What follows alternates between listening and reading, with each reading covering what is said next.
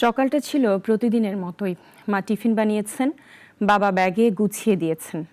কিন্তু কে জানতো বিদ্যালয় থেকে আর ফেরা হবে না সেই কোমল কাঁধগুলোর।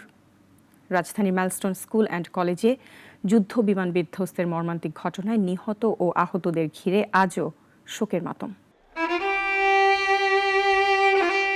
সদ্য ফুটন্ত কোমলমতি ছোট ফুলেরা চাঞ্চল্য সময় কাটাতো বিদ্যালয়ের মাঠে।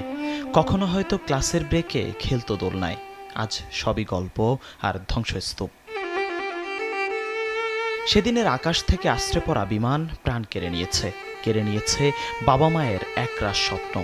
ছোট্ট কাঁধে বাড়ি ফিরতে চাওয়া ব্যাগগুলো ছড়িয়ে ছিটিয়ে।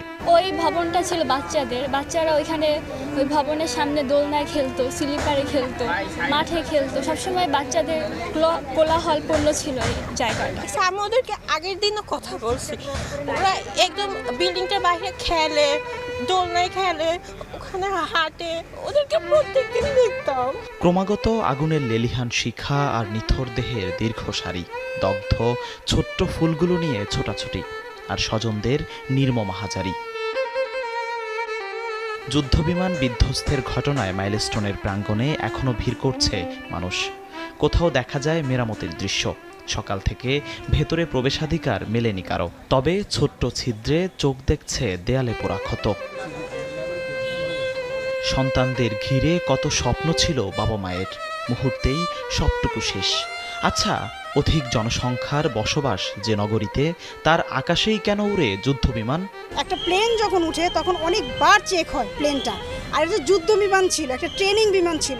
এটা একটা টিমই আছে ইঞ্জিনিয়ার, যেটা প্লেনটা ওঠার আগে অনেকবার চেক হয়।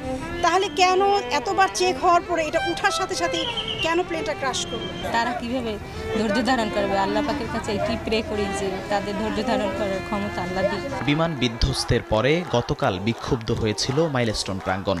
আর আজ জানা যায় 3 দিনের মধ্যে প্রতিবেদন জমা দেওয়ার নির্দেশনায় অধ্যক্ষকে প্রধান করে গঠন করা হয়েছে 6 সদস্যের তদন্ত কমিটি। আমাদের ছুটি কিন্তু ওই দিন একটাই হয়েছিল। একটা ছুটি হওয়ার পর বিমানটা ক্র্যাশ করছে মেবি একটা 12তে ক্র্যাশ করেছে। তো ছুটি হওয়ার পরে কিছু বাচ্চা ওয়েটিংয়ে ছিল গার্ডিয়ানের জন্য, কিছু বাচ্চা ক্যাম্পাস লিভ করে চলে গেছে। তো এই জন্য আসলে হতাহতের খবরটা আমরা এক্স্যাক্টলি বলতে পারতেছি না। তদন্ত হবে। রাষ্ট্রের ব্যবস্থাপনা আর কাঠামো নিয়ে প্রশ্নও হয়তো উঠবে। একদিন হয়তো মাইলস্টোনে ফুলগুলো অকালেই ঝরেছে, তা ভুলে যাবে অনেকেই। তবে বাবা মায়ের ক্ষত কি আদৌ মুছবে কখনো? জিহাদুল ইসলাম, নাগরিক।